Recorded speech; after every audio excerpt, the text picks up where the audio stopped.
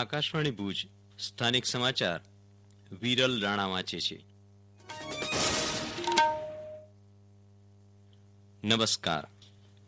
પ્રધાનમંત્રી નરેન્દ્ર મોદીએ પ્રધાનમંત્રી કિસાન સન્માન નિધિ યોજના અંતર્ગત વિડીયો કોન્ફરન્સના માધ્યમથી આજે લાભાર્થી ખેડૂતોને સંબોધન કરતા પ્રધાનમંત્રીએ કહ્યું કે આજે દેશના 9 કરોડથી વધુ ખેડૂત પરિવારના લાભાર્થીઓના બેંક ખાતામાં સીધી જ એક ક્લિક દ્વારા 18,000 કરોડ રૂપિયા જમા થયા છે. જ્યારથી આ યોજના શરૂ થઈ ત્યારથી 1,10,000 કરોડથી વધુ રૂપિયા ખેડૂતોના ખાતામાં પહોંચી ગયા છે. जब से ये योजना शुरू हुई है तब से 1,10,000 करोड़ रुपए से ज्यादा किसानों के खाते में पहुंच चुके हैं और यही तो गुड गवर्नेंस है. यही तो गुड गवर्नेंस टेक्नोलॉजी के द्वारा उपयोग किया गया है. 18,000 करोड़ से ज्यादा रुपये पल भर में, कुछ ही पल में सीधे किसानों के बैंक खातों में जमा हो गए हैं. कोई कमीशन नहीं, कोई कट नहीं, कोई हेरा फेरी नहीं.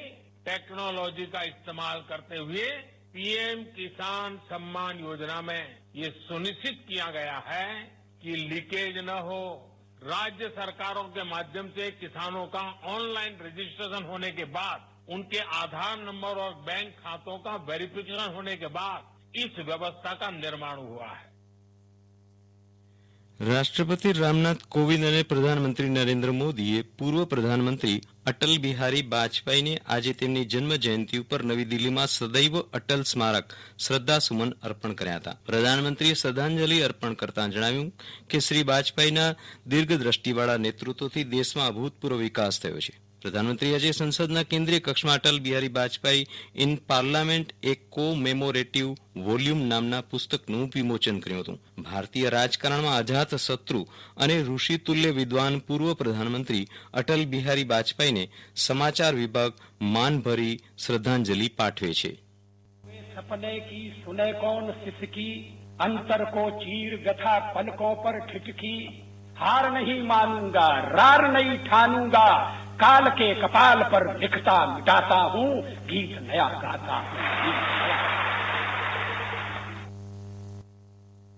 રાષ્ટ્રપતિ રામનાથ કોવિંદ આજથી કેન્દ્ર શાસિત પ્રદેશ દીવની 3 દિવસની મુલાકાતે છે. રાષ્ટ્રપતિનું એરપોર્ટથી દીવ સર્કિટ હાઉસ સુધી ભવ્ય સ્વાગત કરવામાં આવ્યું હતું.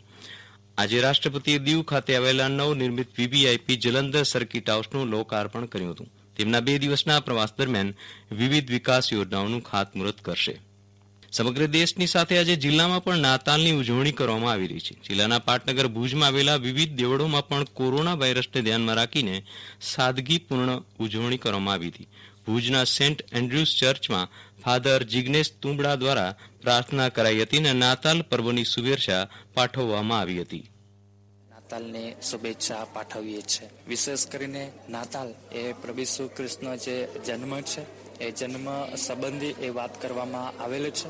એ સમગ્ર માનવજાતના ઉદ્ધારના માટે અને લોકોને તારવા માટે પ્રભુ ઈસુ ખ્રિસ્ત આ જગતમાં આવ્યા હતા. એના ભાગ સ્વરૂપે આ ઉજવણી કરવામાં આવે છે. અને વિશેષ હાલની જે વર્તમાન પરિસ્થિતિ છે એ કોવિડ-19ના ગાઈડલાઇન્સ અનુસાર સરકારશ્રીના કાયદા કાનૂનનો ભંગ ન થાય તેના માટે વિશેષ અમે ચર્ચ તરીકે ખૂબ જ સાવચેતી રાખવામાં આવેલ છે. દરેક વ્યક્તિ પોતાનું અંતર 2 મીટર દૂર રાખીને બેઠા હતા, સાથે માસ્ક પહેર્યા હતા અને વિશેષ સાન્ટા ક્લોઝ દ્વારા સેનેટાઈઝર અને માસ્કનું વિતરણ કરવામાં આવેલ હતું. અને એ રીતે જેમ દર વર્ષે નાતાલની ઉજવણી અમે કરતા હતા તે રીતે આ વખતે કરી ના શક્યા, પણ ખૂબ જ સાદાઈથી સરકારશ્રીના ગાઈડલાઇન્સ મુજબ નાતાલની ઉજવણી કરી છે.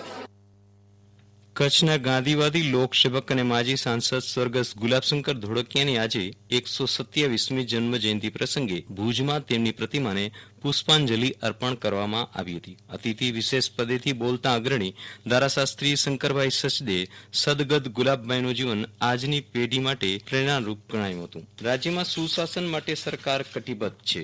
સુશાસન માટે વિવિધ પગલાઓ લેવામાં આવ્યા છે. આ યોજનાઓને લોકો તરફથી મળી રહેલો પ્રતિસાદ સરકારના સુશાસનનો ઉત્તમ દાખલો પૂરો પાડવામાં આવે છે. કિસાન કલ્યાણ કાર્યક્રમ અંતર્ગત યોજનાઓના લાભાર્થીઓને સાધન સામગ્રી સાથે સહાય વિતરણનો કાર્યક્રમ આજે શ્રમ અને રોજગાર મંત્રી અને જિલ્લા પ્રભારી દિલીપકુમાર ઠાકોરની ઉપસ્થિતિમાં અંજાર ખાતે યોજાયો હતો. આ કાર્યક્રમ દરમિયાન તેમણે આ મુજબ જણાવ્યું હતું. આ કાર્યક્રમમાં અંજાર ગાંધીધામ તાલુકાના ખેતીવાડી યોજનાના લાભાર્થીઓને મહાનુભાવોના હસ્તે કીટનું વિતરણ કરાયું હતું. ઉપરાંત જિલ્લાના 18 એવોર્ડ વિજેતા કારીગરોને એવોર્ડની રકમ અર્પણ કરવામાં આવી હતી. અને આ સાથે સ્થાનિક સમાચાર પૂરા થયા.